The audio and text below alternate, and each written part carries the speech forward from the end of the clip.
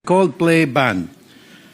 Nung pumunta ang Coldplay Band sa Korea, ang halaga ng ticket nila doon para sa Coldplay Band was only 5,885 pesos. Pumunta ng Pilipinas, ginawang triple. 15,000. Again, palagi nangunguna ang Pilipinas pagdating sa pinakamahal na concert tickets. Lamang na lamang tayo.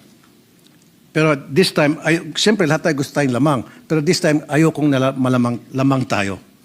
Dapat patas. So this is something that DTI has to look into. Mr. President, Madam Sponsor. Sang-ayon po tayo dyan at huwag tayo naiisahan lagi. Tinataga naman yung kabataan lalo.